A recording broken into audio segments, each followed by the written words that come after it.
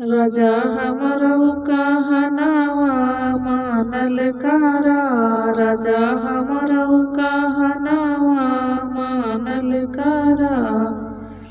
घरवा के खाना हमरे मनहु न भावे। घरवा के खाना हमरे मनहु न भावे।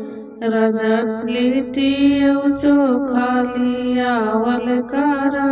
राजा लिट्टी औ चोखा लियावल करा। राजा हमरो कहनावा मानल करा।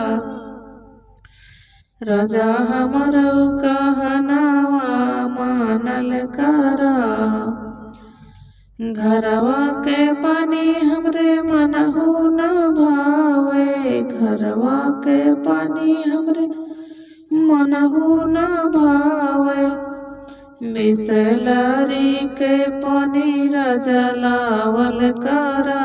बिसलरी के पानी राजा लावल करा। राजा हमरो कहनावा मानल करा।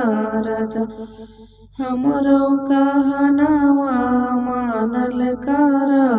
खटिया पलंगिया पे निदियौ न आवे। हमरे खटिया पलंगिया पे निदियौ न आवे। राजा भुइया चादरिया बिछावल करा। राजा भुइया चादरिया बिछावल करा।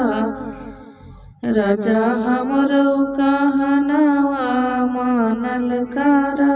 राजा हमरो कहनावा मानल करा।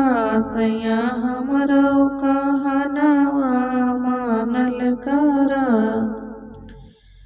घरवा के सुपारी राजा मनहु न भावे। घरवा के सुपारी हमरे मनहु न भावे। घरवा के सुपारी हमरे मनहु न भावे।